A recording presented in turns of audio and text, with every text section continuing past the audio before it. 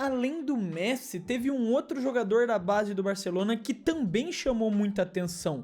Um garoto sul-coreano. E ele tinha tudo pra ser o melhor asiático da história do futebol. E eu não tô falando do Park nem do Son. Eu tô falando de Lee Seung-woo. Ele era realmente apontado como um prodígio na base do Barcelona, como um jogador que tinha potencial pra ser um dos melhores do mundo, só que ele foi completamente esquecido e não por culpa dele. Não porque ele era preguiçoso, porque ele tinha falta de compromisso, mas sim por culpa da FIFA. A própria FIFA impediu que esse sul-coreano pudesse ser o primeiro asiático da história a ganhar a bola de ouro. Então, como o possível maior talento da Ásia, teve a carreira dele encerrada antes mesmo dela começar. E tudo isso que eu falei não é nenhum tipo de exagero, porque naquela época ele era chamado de o Messi coreano. E diferente dos vários apelidos que existem, né, forçados por conta da empolgação, porque o jogador fez um jogo bom, o Lee realmente era diferente. Porque ele não só lembrava o Messi em como ele jogava dentro da base, mas ele também fazia coisas que nem o Messi ainda tinha feito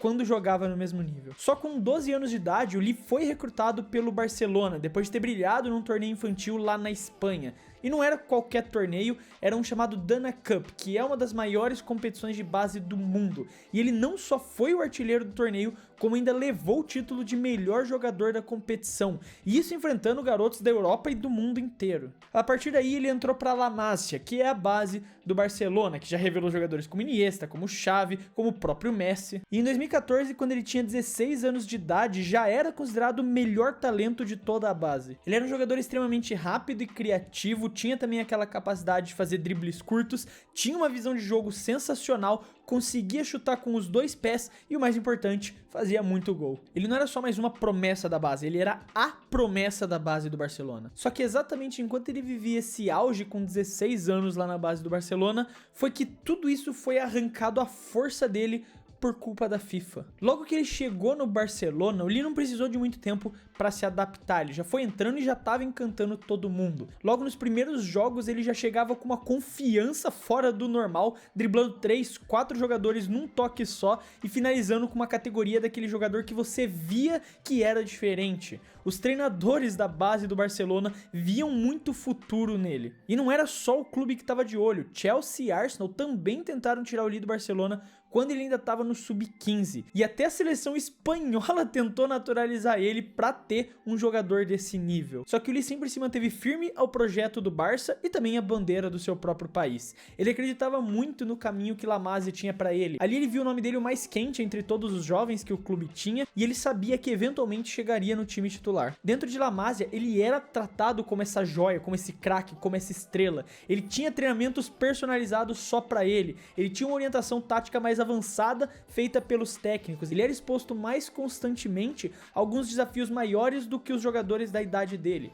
Ele realmente estava sendo preparado para poder estrear no time profissional antes dos 18 anos. E era só uma questão de tempo até o mundo conhecer ele. Era só manter esse ritmo, manter o treinamento, se manter focado, que uma hora ele ia explodir. Mas ao invés disso, o que aconteceu foi o contrário. Ele sumiu, desapareceu. E quando voltou, não era mais o mesmo. Porque foi nesse momento que a FIFA entrou em jogo pra atrapalhar e não pra ajudar. Pra entender por que isso aconteceu, a gente tem que entender também o artigo 19 do regulamento da FIFA, que proíbe a transferência internacional de jogadores menores de 18 anos de idade, a não ser em casos muito específicos, como por exemplo, os pais dele já iriam se mudar pro país por motivos não relacionados ao futebol. E a intenção dessa regra é exatamente proibir o tráfico do futebol, impedir que os clubes mais ricos do mundo fiquem caçando crianças ao redor do mundo e arrancando elas das famílias dela, tirando elas de um desenvolvimento saudável. E exatamente em 2014 a FIFA decidiu investigar o Barcelona pela transferência irregular de alguns jovens talentos internacionais, entre eles o Lee. E alguns boatos até indicam de que quem puxou esse fio foi o próprio Real Madrid,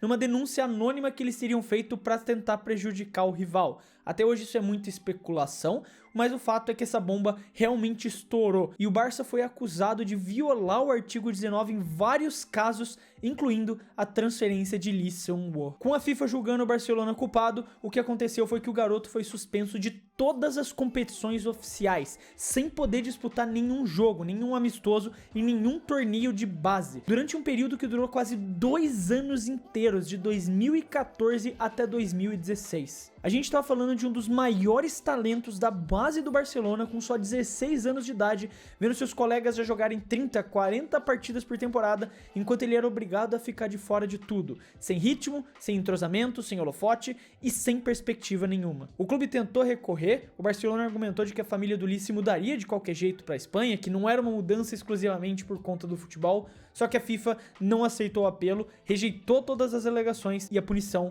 foi mantida. E o pior de tudo é que enquanto ele era totalmente isolado, alguns jovens da mesma geração e de outros clubes, como Takefusa Kubo, Phil Foden, Donnarumma e até o próprio Ansu Fati, já estavam entrando em campo, se desenvolvendo, melhorando a tomada de decisão sob pressão, coisa que nenhum treino vai simular, você só vai aprender jogando. E para um talento como o Lee, ficar 2 anos sem jogar foi uma tragédia silenciosa. E esse tempo perdido nunca mais voltou para a carreira dele. Porque quando ele finalmente voltou depois dessa punição, ele não era mais aquele mesmo jogador confiante, com aquela sede de gol e com a mesma habilidade que ele tinha em cima dos rivais. Ele voltou um jogador muito mais ansioso, muito mais tímido, que parecia ter medo de fazer aquelas jogadas que ele fazia 2 anos antes. O primeiro grande teste do Lee depois da punição veio na Copa do Mundo Sub-17 de 2015, disputada no Chile. Era a chance perfeita para ele conseguir mostrar que ainda tinha lenha para queimar, só que o peso em cima dele era gigantesco. Realmente imagina esse cenário, era o seu primeiro jogo oficial em quase 2 anos parado, todo mundo esperando que ele carregasse a Coreia, fosse um jogador diferenciado, que fosse aquele craque já pronto, quando na real ele era só adolescente tentando reencontrar o próprio jogo. E a estreia foi marcada por um jogo tenso, travado e que errou em várias jogadas simples, várias tentativas de passe bobos. E no final da partida contra o Brasil, quando ele foi substituído, chutou ainda uma placa de publicidade e saiu do campo sem nem olhar para a torcida. No jogo seguinte, contra a Bélgica, a situação piorou ainda mais. Ele foi praticamente anulado em campo, sem criar nada, visivelmente sem confiança. O time perdeu e a Coreia foi eliminada. A imprensa sul-coreana então caiu matando em cima dele, falando que ele não tinha comprometimento com a camisa, que era arrogante, que era mimado, com alguns lugares até dizendo que ele tinha que desistir de ser jogador profissional. Isso tudo obviamente afetou ele, ainda mais porque depois da eliminação, numa entrevista que ele participou, ele soltou uma frase que virou manchete na Coreia inteira: o Barcelona me promoveu, então obviamente eles viram alguma coisa em mim. Isso pra mim parece mais uma tentativa de se defender, buscando ainda algum resto de ego que tivesse dentro dele, do que de fato uma resposta arrogante. Só que a partir daí a imagem pública dele foi pro buraco. Aquela promessa brilhante que representava o futuro da Ásia começou a ser vista mais como uma decepção precoce. Só que o problema nunca foi a falta de talento. O problema é que tiraram dele o tempo que mais importava e o resto foi só uma consequência disso. E em janeiro de 2016, depois de 2 anos suspenso, o Lee finalmente foi liberado para jogar profissionalmente. Mas o problema é que o tempo já tinha passado. Aquela janela mágica entre os 16 e os 18 anos, onde você precisa de tempo, precisa jogar para se moldar como jogador, já tinha sido perdida. O Barcelona já não conseguia ver mais esse mesmo brilho e decidiu vender o jogador pro Verona da Itália. Ainda assim, tinha gente que acreditava na passagem dele pela Série A que ele poderia reencontrar o futebol. E na estreia dele jogando contra o Milan, o Lee fez um golaço. Parecia realmente o início de uma retomada épica. Aquela jogada resgatou as memórias daquele menino atrevido, daquele jogador que ele era quando estava em La Masia. Mas foi só isso. Nos 16 jogos seguintes na primeira divisão, ele só fez mais um gol e o Verona acabou rebaixado nessa temporada. No ano seguinte, agora na Série B, ele até ganhou mais tempo em campo, foram 27 partidas totais, mas o rendimento continuou bem abaixo, foi só um gol, nenhuma tentativa de assistência, de destaque, o brilho que estava encantando nas categorias de base não conseguia mais encaixar no ritmo da elite europeia. A pressão então foi aumentando, o tempo continuava passando e em 2019 o Lee foi transferido para o Centre-Dain da Bélgica. Só que mais uma vez a transferência foi um fracasso, foram pouquíssimos minutos em campo, sem sequência, sem confiança, ele virou um figurante no elenco. Depois disso ele teve um empréstimo para o Portimonense de Portugal e lá a história se repetiu, foram 4 jogos, nenhum gol, nenhum passe decisivo. E o Centre-Dain sem paciência rescindiu o contrato com ele. E assim, com só 23 anos de idade, o mesmo Lee que era chamado de o Messi coreano não tinha mais nenhum clube. Ninguém na Europa queria mais saber dele. Os empresários até tentaram contato com alguns clubes, mas ninguém tinha o interesse de dar mais uma oportunidade para ele. E foi desse jeito, aquele mesmo jogador que alguns anos atrás era visto como o próximo grande talento do Barcelona, não tinha mais nenhum clube capaz de dar uma oportunidade pra ele. Por conta de tudo isso, ele decidiu tentar voltar para suas origens. Foi lá na K-League, onde assinou um contrato com o Suwon FC. E longe dos holofotes europeus, ele começou a reencontrar o seu próprio futebol. Na primeira temporada, ele conseguiu marcar 14 gols em 35 jogos. Claro que não era mais aquele gênio precoce da base do Barça, mas já era um jogador mais maduro, determinado ali a reconstruir o próprio nome. A torcida abraçou o Lee, abraçou essa história de reconstrução.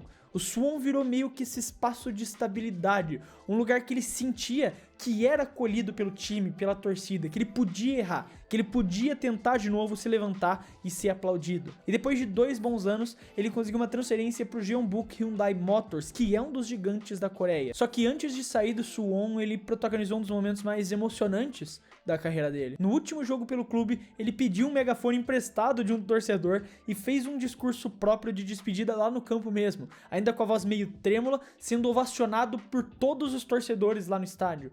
Não era um título, não era um prêmio de melhor do mundo, mas era um agradecimento pra torcida que acolheu ele no momento mais difícil da sua carreira e deu uma segunda chance pra ele conseguir mostrar de novo o seu futebol. A verdade é bem simples, a carreira do Lee foi sabotada no momento mais importante de desenvolvimento. Enquanto os Haalands, os Pedres, os Sakas estavam jogando, se desenvolvendo e melhorando o seu futebol, ele estava esperando por uma liberação que nunca veio. Tudo por conta de uma regra da FIFA que não avalia contexto, não avalia potencial, não tenta entender um cenário. É só preto no branco que acabou com a carreira do Lee. Um dos maiores prodígios da história da Ásia teve sua curva de desenvolvimento quebrada por uma burocracia totalmente cega e ninguém fez nada. E no fim das contas faz a gente realmente só poder ficar no campo de imaginação e tentar entender qual seria o futuro do Lee se ele pudesse ter se desenvolvido com tempo, com ritmo de jogo e com todo o trabalho feito em La Masia. Só que infelizmente o Lee hipotético nunca vai entrar em campo. E a realidade é que o Lee teve sim o seu futuro destruído por uma decisão da FIFA. Mas aí tá como a FIFA destruiu a carreira de um prodígio asiático. Lembrando que agora a gente tem o Discord oficial do Clube do Fute, você pode entrar clicando no link que tá aqui na descrição,